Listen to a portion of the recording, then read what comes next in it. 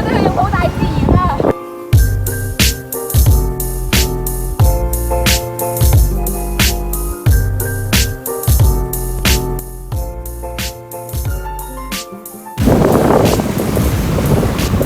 咦，啲水咁邋遢嘅？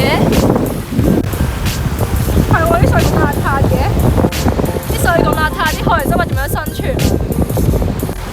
啊？我諗到啦，不如我哋翻去做個實驗，就睇下啲魚可唔可以喺啲咁污糟嘅海水裏面生存啦。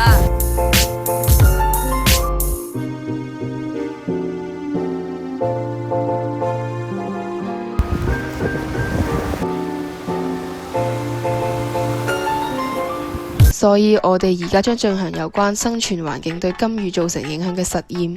首先準備2條同品種嘅金魚，分別放喺2個透明膠盤裏面，其中一個透明膠盤放置清水，而另外一個則放置我哋從黑沙海灘海水中收集回嚟嘅海水。放置大概2日嘅時間，觀察2條魚嘅情況而作出對比。魚係一種特殊動物，佢必須用鰓喺水中呼吸。正因為呢一種特別嘅呼吸方式，令佢唔可以離開水。人類將污染物排放入水裏面，令啲魚吸入咗好多有害物質，嚴重影響咗佢哋嘅健康。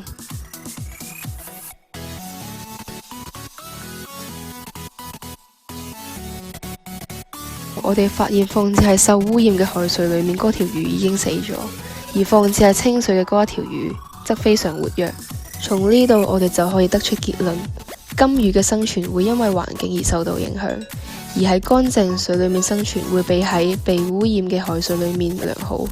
金魚係一種比較中意喺乾淨嘅環境裏面生存嘅生物。究竟澳門水污染嘅延伸可以引申至幾多嘅問題呢？而當中嘅污染又有幾嚴重呢？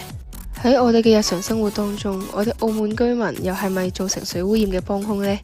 為住呢幾個問題，我哋將會進行更加多嘅資料搜集同埋居民採訪。覺得澳門嘅水污染對我哋平時嘅日常生活會造成啲咩影響？影響我哋嘅健康。你對你自己本身你居住嘅地方嗰個環境可能會有啲臭味都有害咯，會影響我哋嘅生態，導致我哋有一片嘅濕地會冇咗。如果有冇水污染嘅話，就會有多啲水資源；有水污染嘅話，咁咪少咗好多水嘅供應啦。平時屋企咧開嗰啲自來水咧都會有啲雜質咯，所以就要擺一桶喺度，之後等佢沉澱，之後再拎上面啲水再煲咯。佢好臭啊！我就想問下咧，你覺得令澳門水污染嚴重嘅主要原因係乜嘢？儲水嘅水塘咪得到好好嘅保護啦。有啲工業嘅嘢流出去澳門海域嗰度啦。澳門政府嗰個污水廠嘅承載能力唔高咯。我覺得澳門未一個好完善嘅污水處理嘅系統啦。從呢段訪問影片裏面，我哋可以睇出眾多市民都認為水污染會影響生態環境同埋危害自身嘅健康。水污染通常係指海洋因為受到人為及其他種種嘅因素影響，而改變咗海洋原本嘅狀態，而且對海洋原來嘅生態系統造成破壞。受污染嘅海洋裏面有好多有害物質，唔單止會損害生物資源，危害人類健康，妨礙捕魚同埋人類喺海上嘅其他活動，仲會對海水質量同埋環境質量等等造成好多唔同嘅不良影響。喺澳門海域中有2種哺乳類嘅動物，中華白海豚同埋江豚。呢2種動物因為海水污染嘅影響，致使數量呈不斷下降嘅趨勢。目前澳門半島附近海域環境已遭受到嚴重嘅污染同埋破壞。沿岸水域海水變黑發臭，已經直接損害海洋生物同埋破壞咗漁業嘅生產。近幾十年嚟，隨住澳門嘅工業發展，海水嘅污染日趨嚴重，令到局部海域環境發生咗好大嘅變化，並有繼續擴展嘅趨勢。澳門人口密度高，資源需求、市場需求同埋生活質量提高，大力度促進咗澳門嘅工業發展。呢個亦都係致使水污染日益加劇嚴重嘅主要原因之一。人類將污染物排放入海裡面，影響咗水中魚蝦類嘅健康，破壞咗水中嘅平衡，造成水中生物難以生存。海洋污染物依其來源、性質同埋毒性分為咗以下幾類：石油同埋佢嘅產品、金屬、酸、鹼、農藥、放射性物質、有機廢液、生活廢水同埋固體廢物。哇！你啲水做咩咁臭嘅？咦，好臭啊！其實點解呢度啲水咁臭嘅？